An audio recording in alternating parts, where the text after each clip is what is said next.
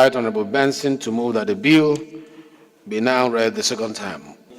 I represent the good people of Ikorodu Federal Constituency.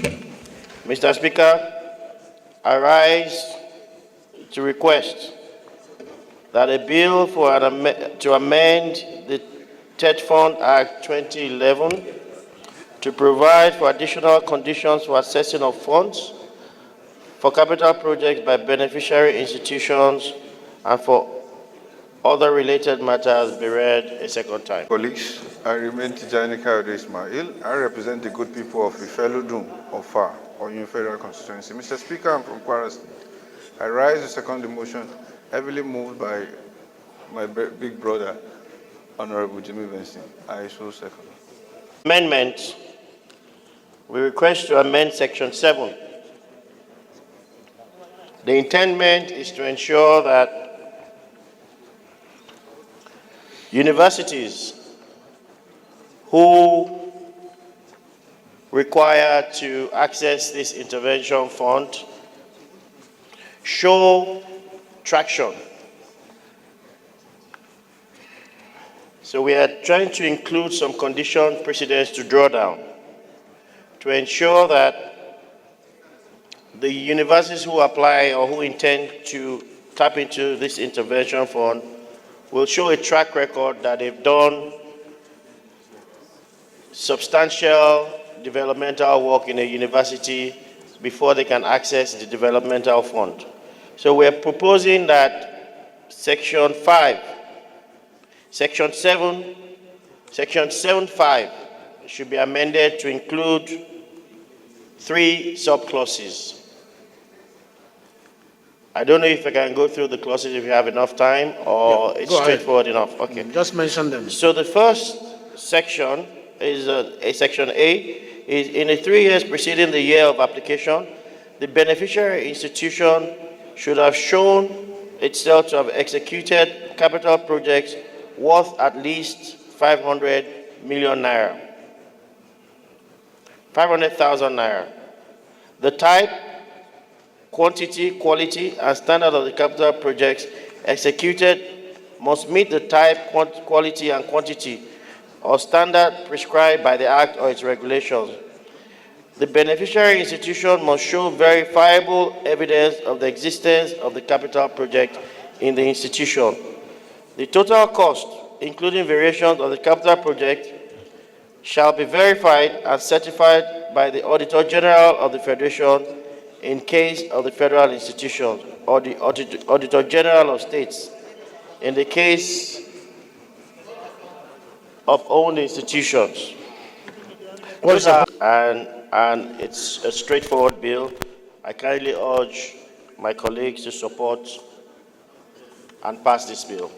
Let's debate on this bill. But I also think that this bill is sponsored by Mr. Speaker, the E-nass, who was also a former lecturer. He's put in very deep thoughts to the ethos of this bill, and he's also understood and he has seen that our universities are going through challenging time.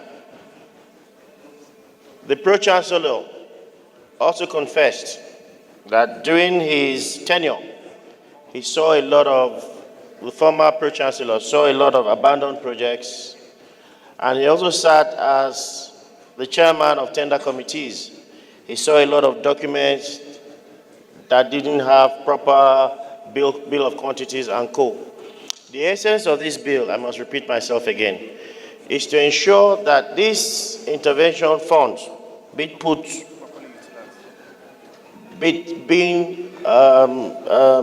sourced and provided by the federal government of Nigeria cannot get to all universities in Nigeria. But they're just saying that the universities who have shown capacity, who have shown resilience, who have shown steadfastness, can use their track record to have a better chance than one university who has not done anything, who has just sat down and not expending the use of the resources they've afforded them. Let me pause a bit and ask you this question. What happens if the university have not shown capacity and it's a new university? Would they not be entitled to TETfund? If a new university that is coming up take off grants, for universities? No. Take off fund and then, they grow, because capacities don't grow overnight, it's over a time. So Yes. for new universities, what happens to them and TETfund?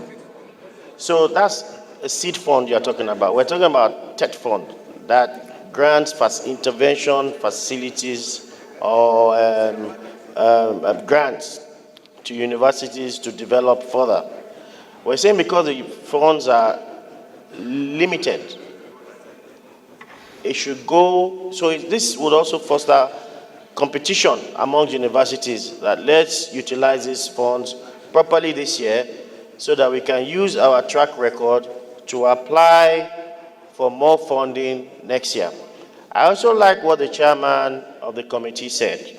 She put it so elegantly that these rules and guidelines already exist, but they are in subsidiary legislation.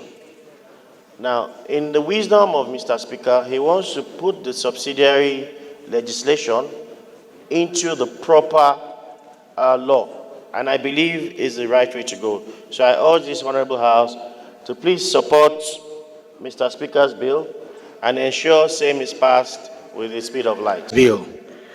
And I'm sure Mr. Speaker means well for the nation. And I'm sure Mr. Speaker will not be coming up with a bill that will not progress us from where we are to where we ought to be. It's left for the committee, when it is referred to them, assuming we will vote yes, believing we will vote yes, that the new universities, new institutions will not be discriminated against.